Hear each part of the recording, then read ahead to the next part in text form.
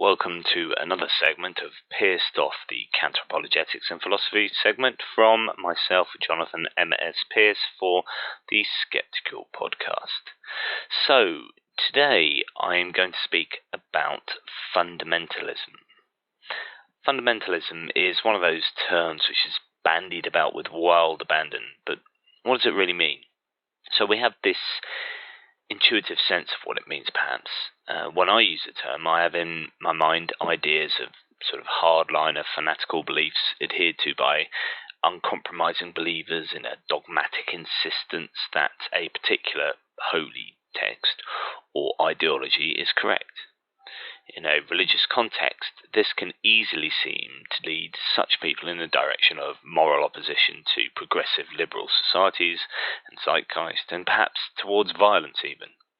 Russell Blackford of the Skeptic Inc. Network's The Hellfire Club has co-authored a superb book called 50 Great Myths About Atheism, which details some of the most obvious and ubiquitous myths, straw men and downright lies about atheists promulgated by theists the world over. And the authors tackle the myth that atheists are or can be fundamentalists themselves. But of course, as ever with philosophy, they set out by defining what the terms actually mean. But in the philosophy of religion, there are many, many terms which are thrown about willy-nilly, which are rarely defined adequately, and fundamentalism is one of them. So let's give it a try. As Blackford states, quote, whether or not Marsden and Converse are historically correct, it would be simplistic to claim fundamentalism as an exclusive evangelical Christian domain. Since the late 19th century, social conceptions of fundamentalism have clearly changed, and the idea goes beyond Bible literalism. For example, religious fundamentalism is often associated with an extreme opposition to modernity through acts of violence, resistance to science and scholarship, and subordination of women. Beyond the context of religion, we also find references to market capitalist fundamentalists, Islamic fundamentalists, communist fundamentalists, and so on and so forth. What the label fundamentalist has in common in these cases is that those appropriately described as fundamentalists are not prepared to question the basis of their beliefs.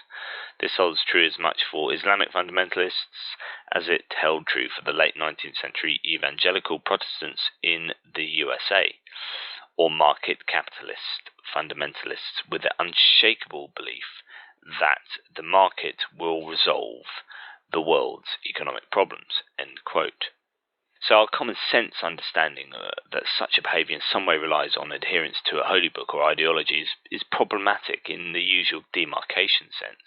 We're trying to apply a label to an area of a continuum.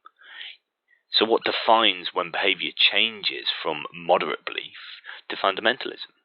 The Socrates paradox raises its ugly head. Now, the Socrates paradox is sort of the theory of the sand dune, where, at what point does a bunch of granules of sand turn into a sand dune?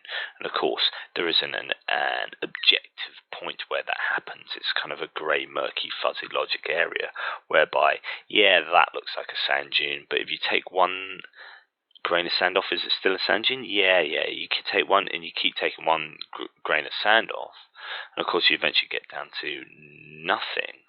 And yet at some point there, you've got to say, well, that's not a sand dune, and that is a sand dune. And this applies to evolution with the demarcation of species. It's called in evolution the problem of species, or the species problem. And to quote Blackford again, at the core of fundamentalism, one of the main indicators, if not the actual definition, is belief in the literal, inerrant, and unquestionable truth of the Bible, or by extension, some other holy book, or some theory or idea that is treated as one.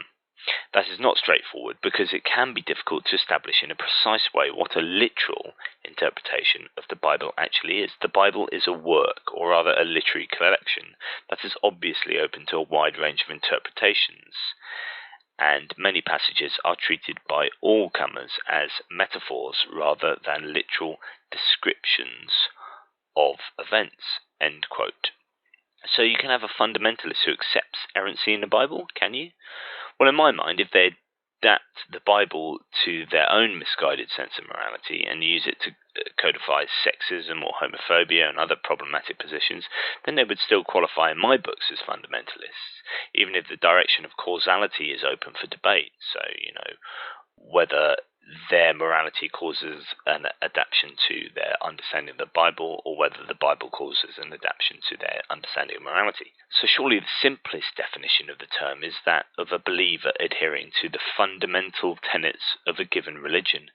But this is a continuum problem, which gives rise to the obvious abuse of the no true Scotsman fallacy. One man's fundamentals is another woman's errant claim. There is certainly fuzziness here. So when you're talking about what are the fundamentals of a religion, of course, with 40,000 denominations of Christianity, for example, there are many different claims as to what the fundamentals of that religion are. So one person, being a fundamentalist of that religion is another person's idea of being that person being a heretic, simply. So what it really comes down to, it appears, is when a belief comes into direct conflict with a set of moral codes and or scientific body of knowledge. As soon as this happens, whether it be homosexuality is a sin or the world is only 6,000 years old, we have a reaction, neurons flashing, fire in our brains, which shout, fundamentalism. Perhaps a truer definition of the word might be any position which fundamentally conflicts with someone's or some group's set of moral and epistemological principles. So thereby it is a sense of really strong conflict, fundamental conflict with someone or some group's core beliefs about how the world works morally or otherwise. And as soon as someone goes against that, I think that's when we go, well, they have some fundamentalist position. What we're really actually saying is they fundamentally disagree with what we see as obvious and fundamental even understanding of how the world works. But does this mean that atheists can appear fundamentalists to some theists? Can this explain the reaction that Blackford has to such claims? He's claiming that in his book that atheists are fundamentalists is a myth, but actually it depends how you define fundamentalism. And if we define it as this rather more open definition of someone who fundamentally conflicts with someone's or some group's set of moral and epistemological principles, then yes, anyone can be a fundamentalist. Or do you have to be adhering to a religious or ideological code or book to be defined as a fundamentalist? And I would like to hear the thoughts of the panel on that. So, as ever, I'm fundamentally yours. Question everything, and please drop by my blog